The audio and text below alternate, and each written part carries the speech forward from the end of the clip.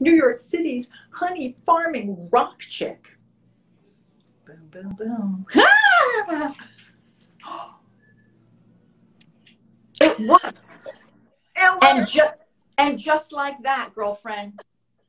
And just like that. I can't believe it. I just love the technology. It really, it never gets old to me. No matter how much I use it every single day in my life of tech, I'm never bored by it. Well, it's so great that we can just be in different places and all of a sudden we're just say, hey, let's chat. Let's chat online with a bunch of other people and hang out. Right? Like that. This is it's very personal. Like, even though in person is the most personal, but that's so 1970s. Then Right. there was this, then there was this, Right. and then there was that because it was super fast. But FaceTime of any sort, it really soothes the soul of human contact to a degree. It does. During the pandemic, it was everything.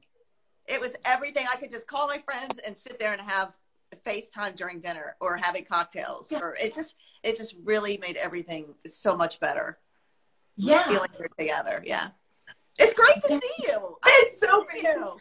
I love you've got this backlight hitting your cheekbones ever so beautifully. Oh, I'm at my farm, so I'm just sort of, there's lots of light, coming in. Yeah, it's and nice. That vintage clock, your vintage clock behind Yes. you. Well, does it ding? Does it make beautiful music? It will. It's off right now because if it's on, it's like clock, clock, clock. It's really loud. And then when it dings, it's like ding, ding, ding, ding, ding. So I kind of figured you didn't want that, so I turned it off. Oh, I don't know. I'm a sucker for good sounds. I know. All right. But then that's the technology thing. Then speakers shut off because the sound, it's detecting another sound, right? There's all that. Look at all of your pals are here. Lorenza, you're very famous.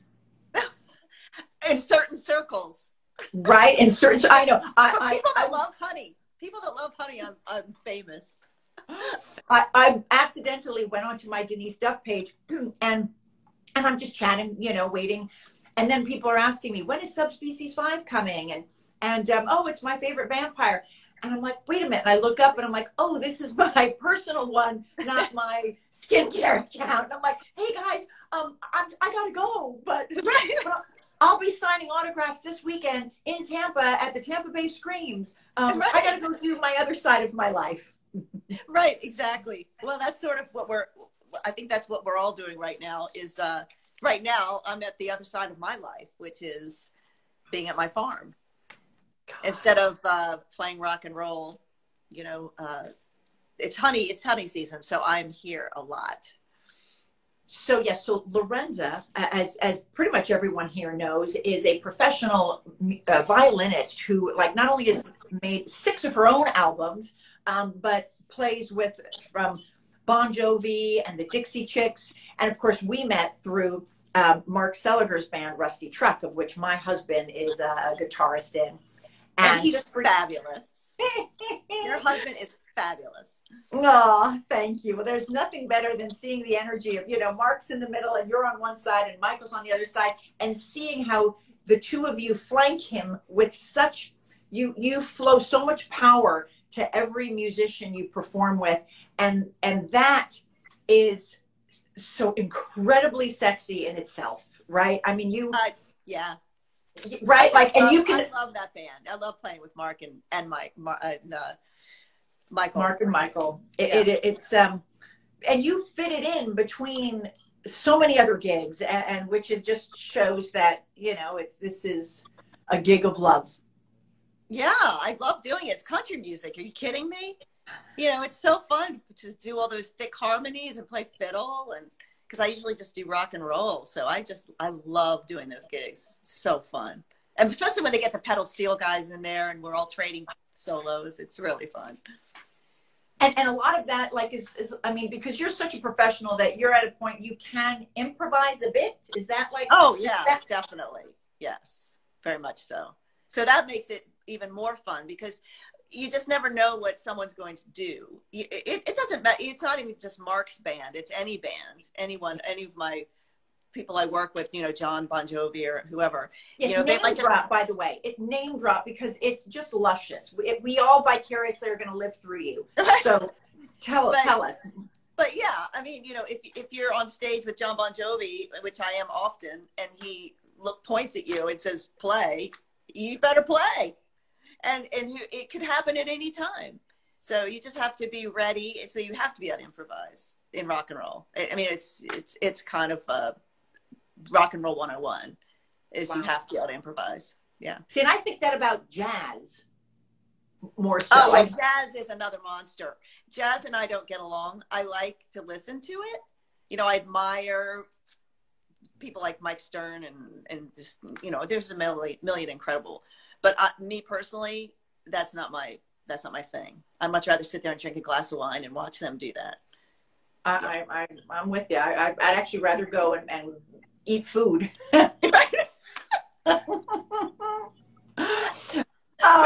Right. So, what was it like playing with the Dixie Chicks? Incredible. I love their music.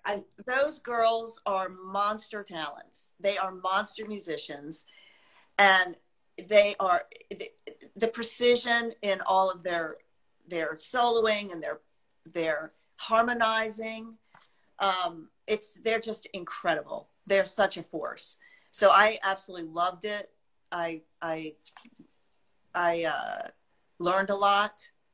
And they have a great joy in playing that music. They'll just sit around on couches backstage and jam, play bluegrass. And it's just incredible. So I loved it. It was wonderful. I mean, it was a world tour. So we traveled all over the world. You know, those are always the best. So yeah, you have a real gypsy in your soul, and so it's so perfect for you. Like the way you dress. Oh, I was getting my hair, I like to get some roots done, and so I was showing my hairstylist all about you. You may see a whole bunch of extra. You know, when someone goes to your Instagram page for the first time, it's like.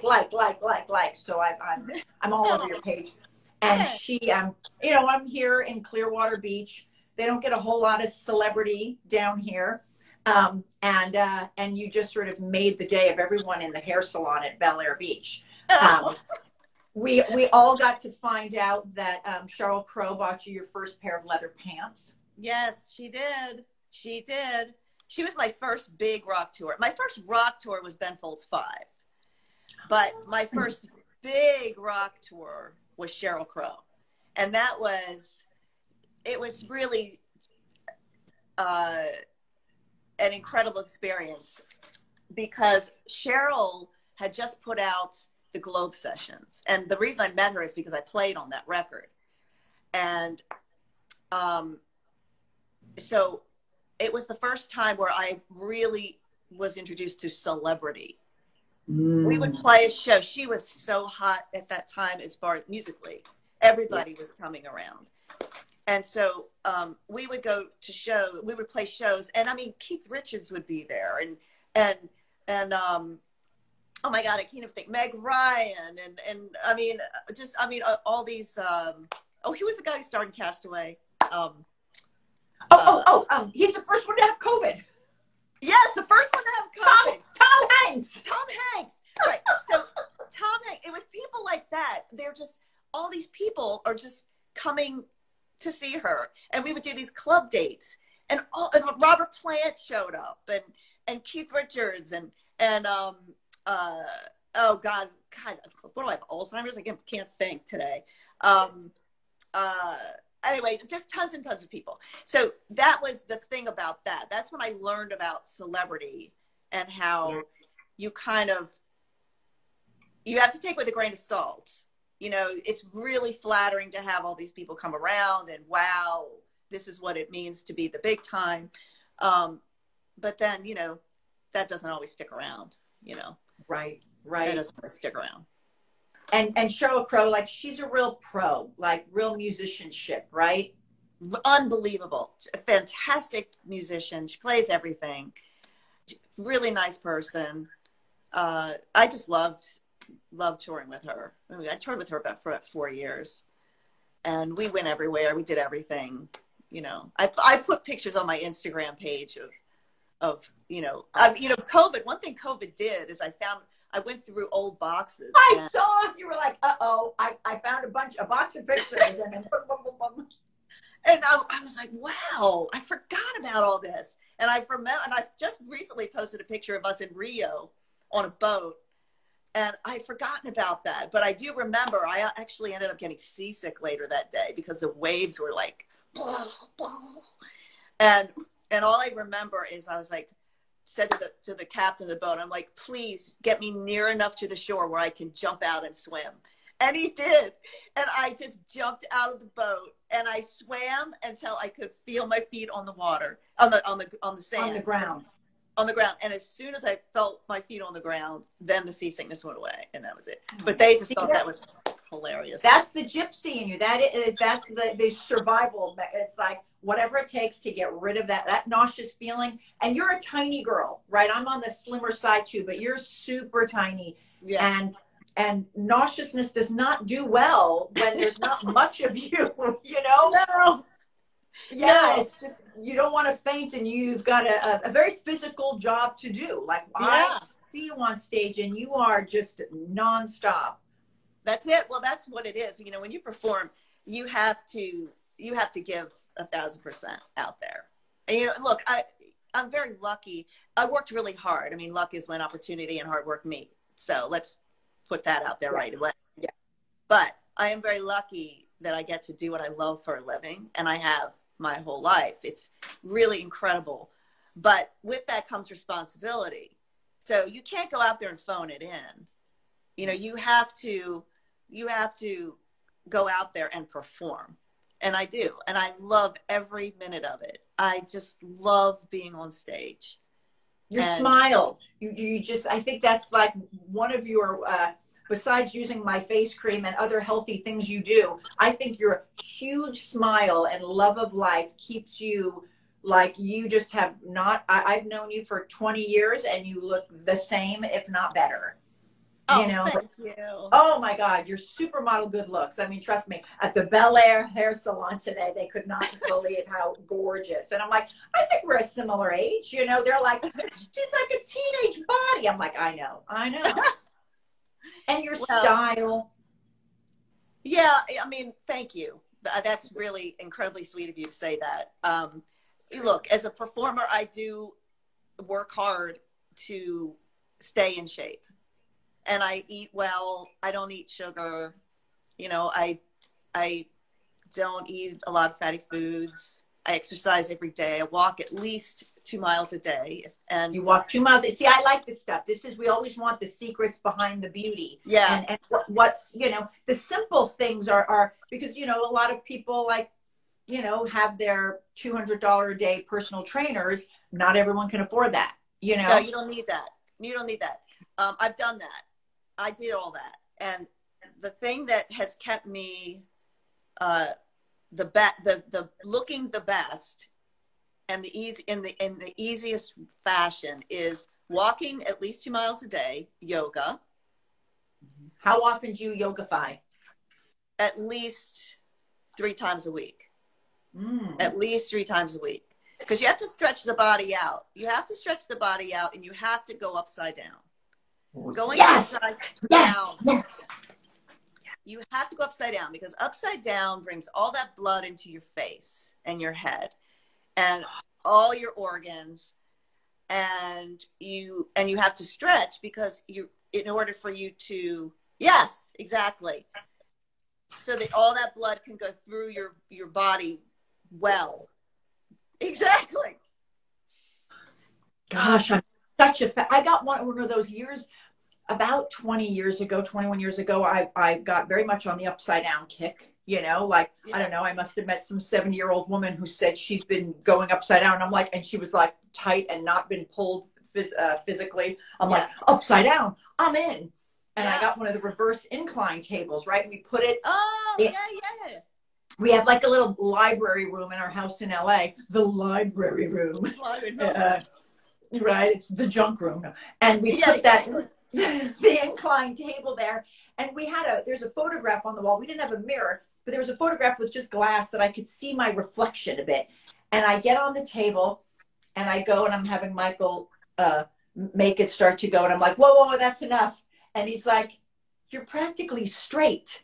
And I look at the reflection of the mirror. And if this is my head, I was like that. Yeah. If and you're not used to it. Yeah. Yes. If you're not used to going upside down, it's a really weird feeling. And that just shows you need to do it. You need to go upside down. So that's why I love yoga. I go upside down. Dana Barber Fit just joined. Oh my gosh. I believe James Barber, who's her husband, he was during all of our time there, the Phantom of the Opera. And I'm wondering if he ever came to a Rusty Truck show. But his wife, Dana, just joined, and she's huge. She does that, tell me, it's like that rotator machine, not quite Pilates, but one of those like, wow, and it stretches you. And yeah. I don't know that fancy machine. Right. She came from a ballet background, and she's a sister. She's like 55 and fit as fuck. Oh, that all rhymes. Yeah. God, I just want to stay 55 and fit as fuck. But yes, movement, and this is a good tip, upside down, people, and you can do just little bits. Like you can literally lay on your bed and just pull yourself to so that your head kind of leans back, right? Yeah. Like there are gradient approaches to upside down as opposed to just like doing a headstand, which even doing somersaults, but only half. In other words, just rolling like back rolls.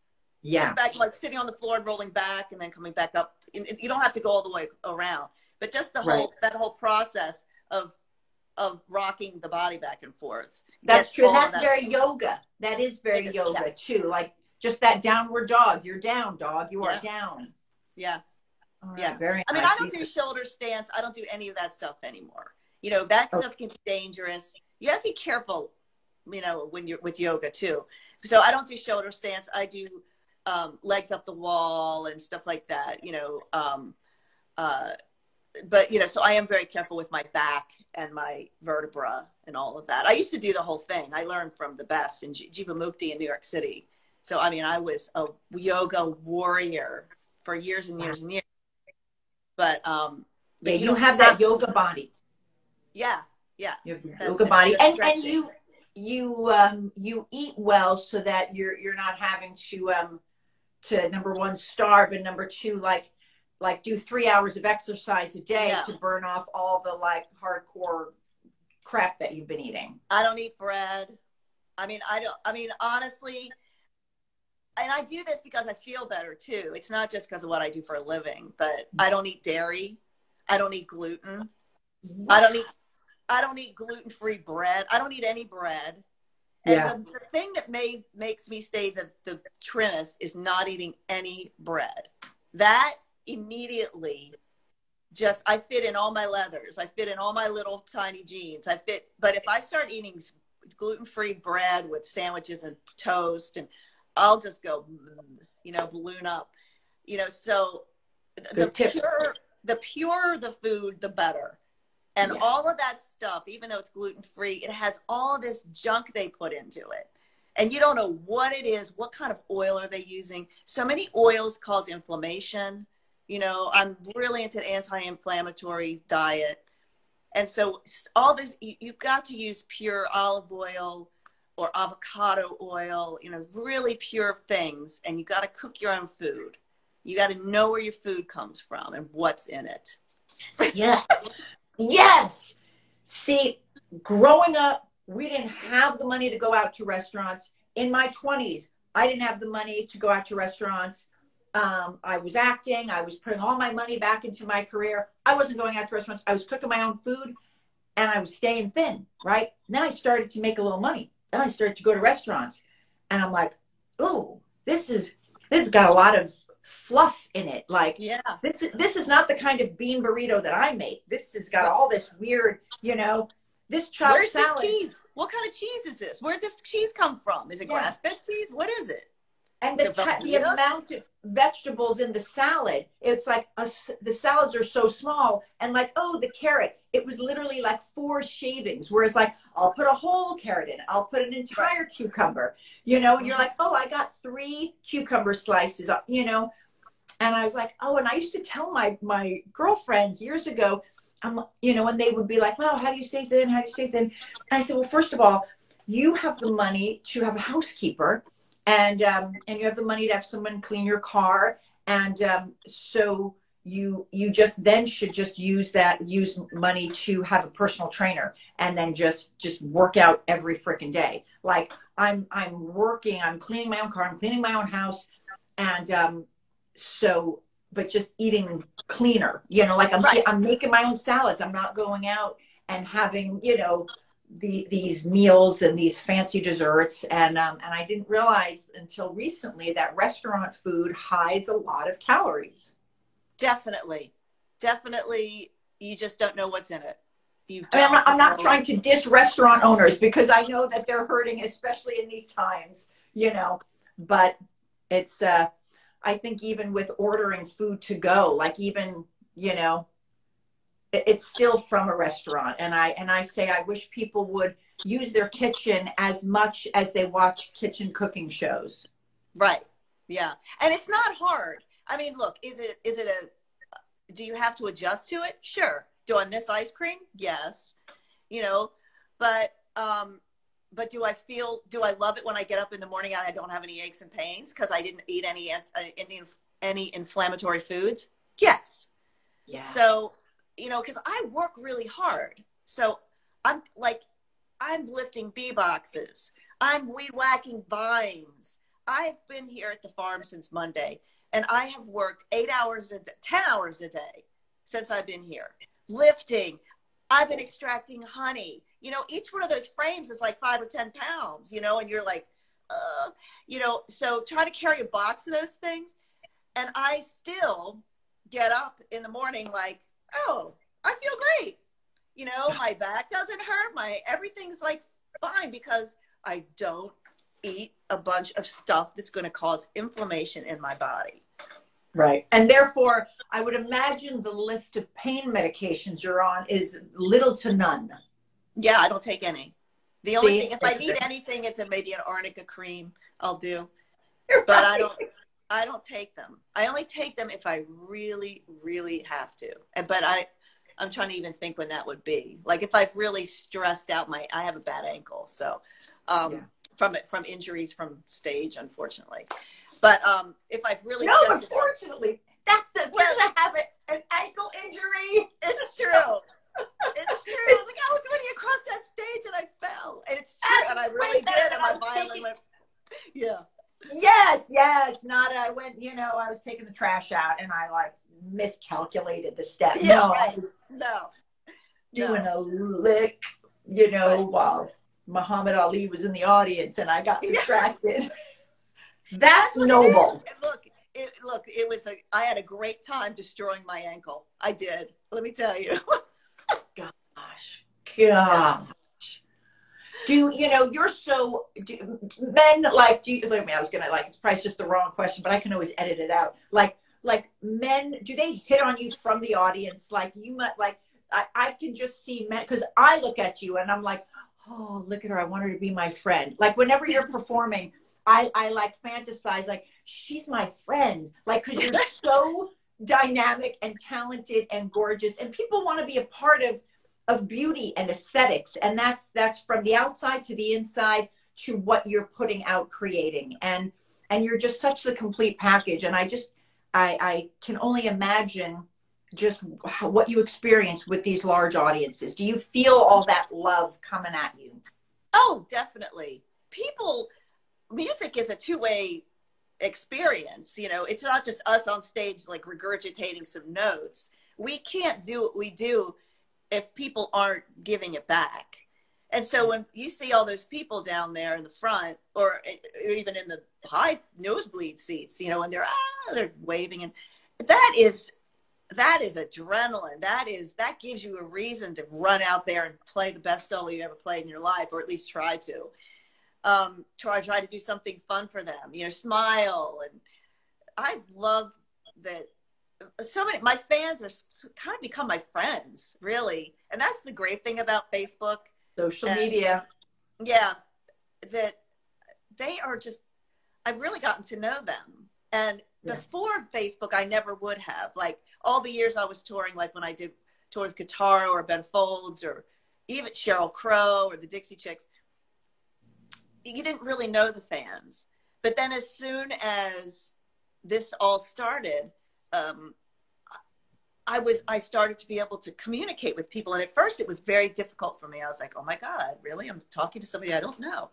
And then, but then I realized that it's wonderful that these people are so great. And some of them, they'll just message me, like some of my Italians, I just love them so much.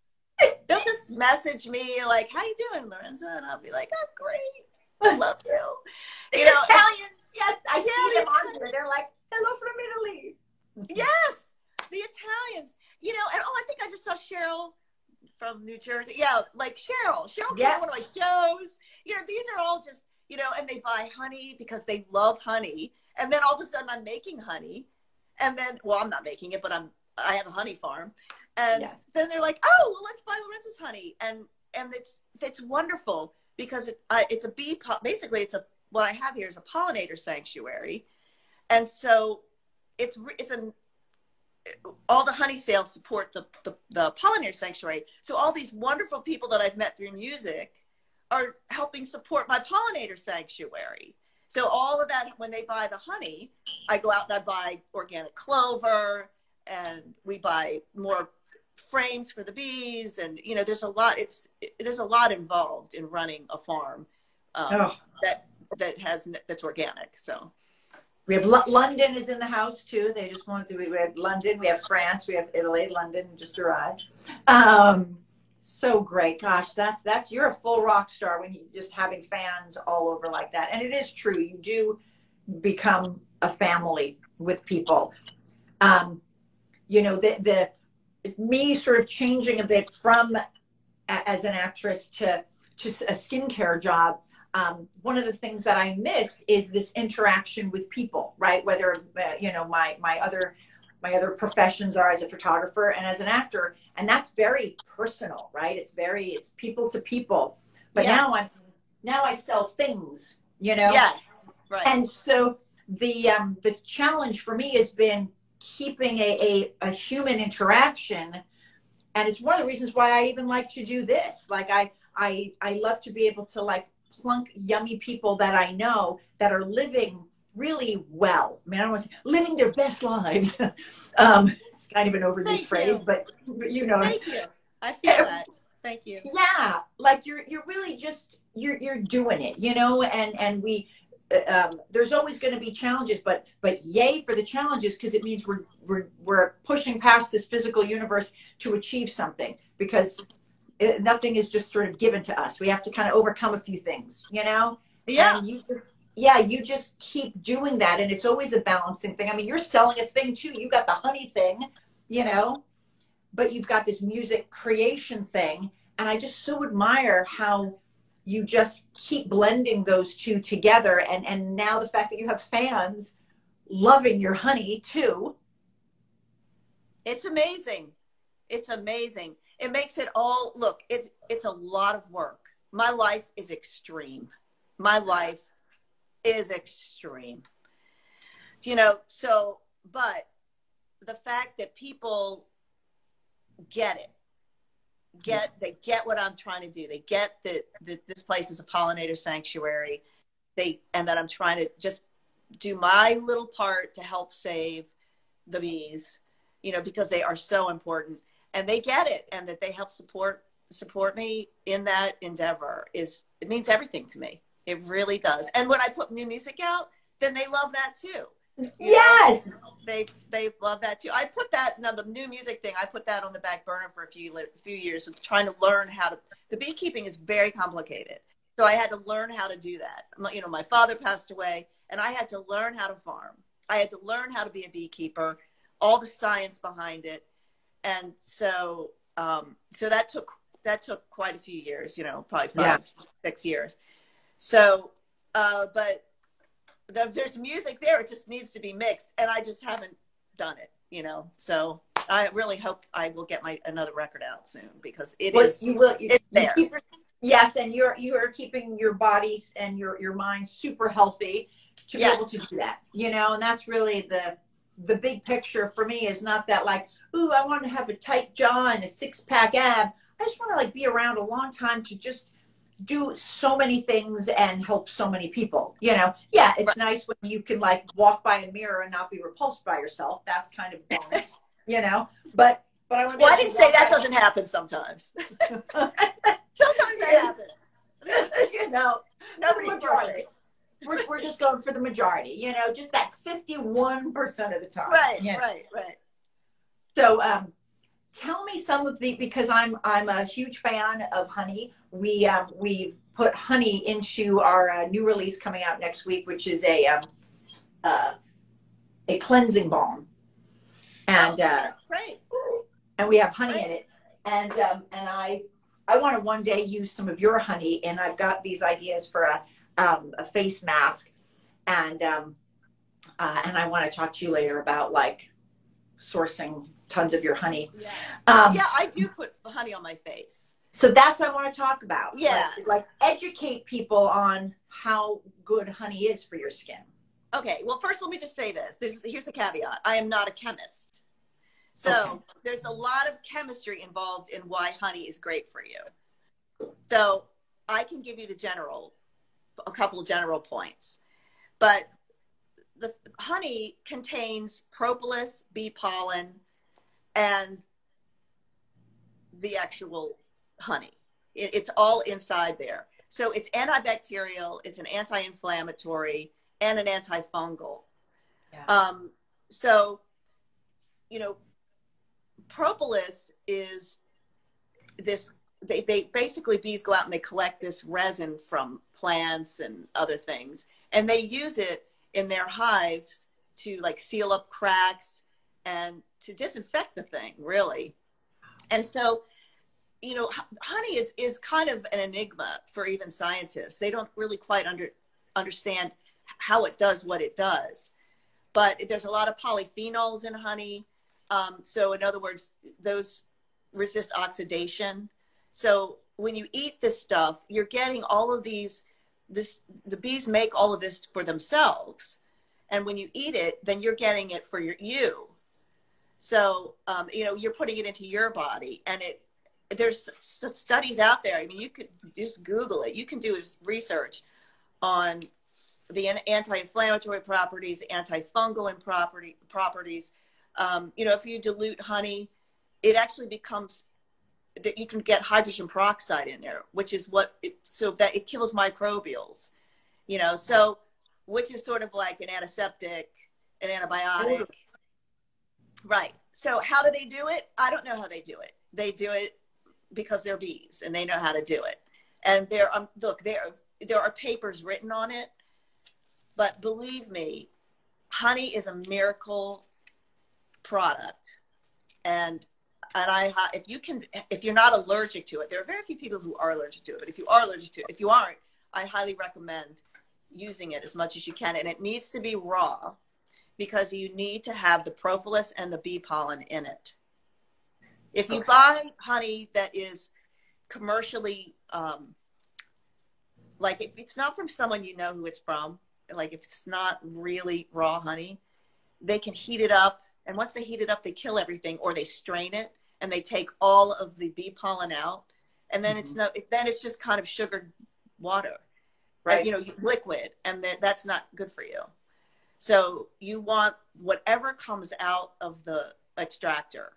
That's what What's the difference between, because there'll be some honey that's sort of whitish looking, and then some honey that's just very amber looking, but they're both said raw, unheated. Why can they look so different?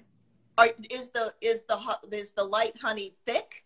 Okay, it's crystallized. So nectar has all nectar. So the bees go around and they collect nectar from different plants. Okay. And they have different moisture contents in them. Okay.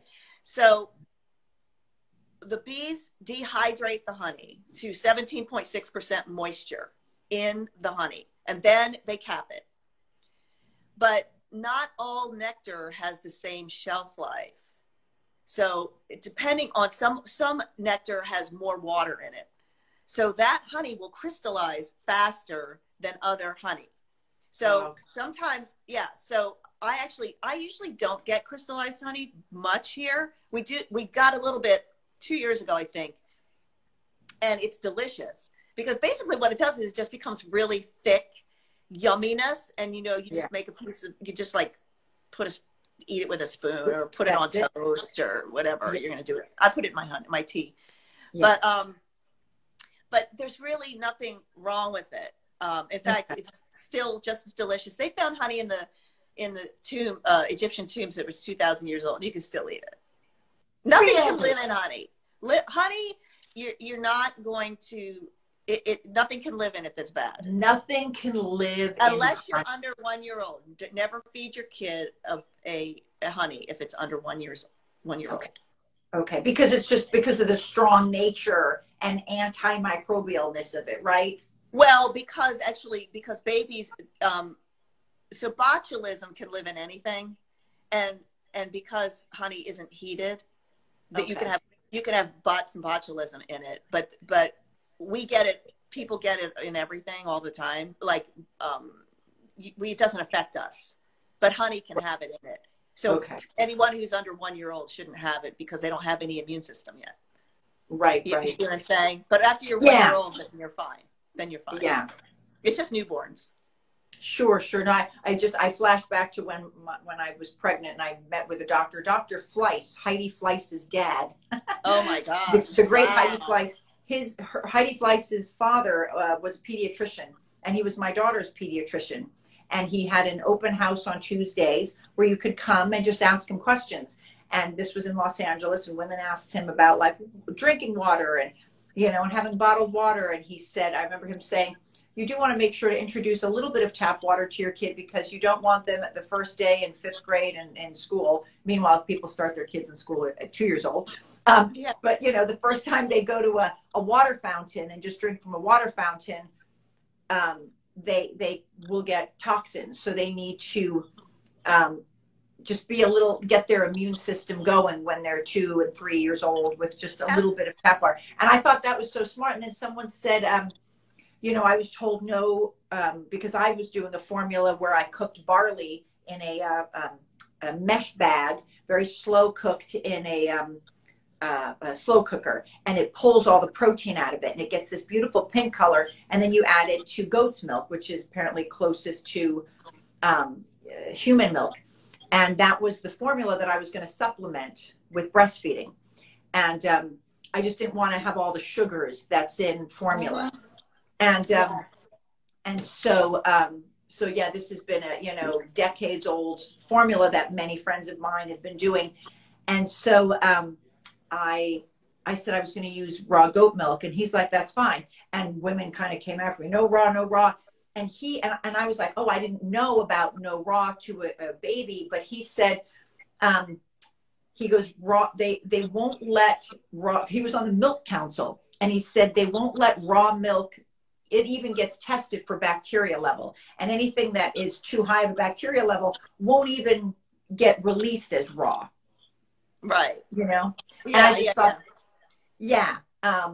but I have a friend who only does raw, and he told me that when he started doing raw, he would get sick a lot. Really? And he would everything. Okay. Raw everything. Whoa. And he did it because his body, he just had he has an issue with everything going in his body cooked. That's a problem. So he started doing raw. And that was a problem. Yeah. And then once his body dealt with all of the bacteria and everything that's in raw, his immune system is that much stronger. And he is he's like so healthy now. Yeah. And this is a guy who was on the verge of dying, basically. Wow. And I just find that really interesting that you have to put bad stuff, you have to get some bacteria in your body in order to be healthy. I am the Can't be too queen clean. of that.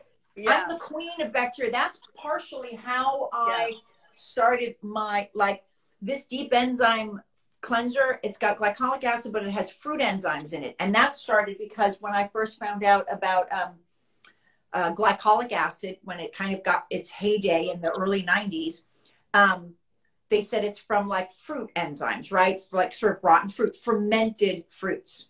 Right. And so I happened, like the month I found out about it, I had a bowl of plums that was sitting on top of my refrigerator, and I noticed some little fruit flies, like the little bugs. And I pulled the bowl down, and it had the wetness, the juice of the plums that had fermented out the juice. And my husband went to throw it away, and I was like, wait, that's fermented glycolic acid. Hold on. And I got cotton swabs, and I put it in, and I put it on my face, and it started to freaking tingle. Yeah. And I poured it in a Tupperware, I put it in my refrigerator, and I added to that bowl like every day for like 12 years. Anytime a little bit of, even rotten yams, like if a yam in a bowl, like if that little juice comes out, that is pure enzymatic formula. So obviously I'm not rotten. It's done in a more chemist clean environment. Sure. But what I have personally subjected myself to, the good bacteria and the microbiomes, is now in my 56 years of living, I'm seeing that it's done me in good stead. You know, I can travel anywhere, as I see people that have a more strict, fragile diet kind of crumble a bit, you know? Yeah, that's right. Yeah. I'm a big fan of honey. I tell people, like, at any time you got a little tummy, anything, you got, you know, honey, take a teaspoon of honey, take a teaspoon of honey. Yeah. Oh, absolutely. I always do. If I feel I'm getting something, I just take some honey, let it sit in my throat. I'm fine. I mean, I rarely get sick, knock on wood.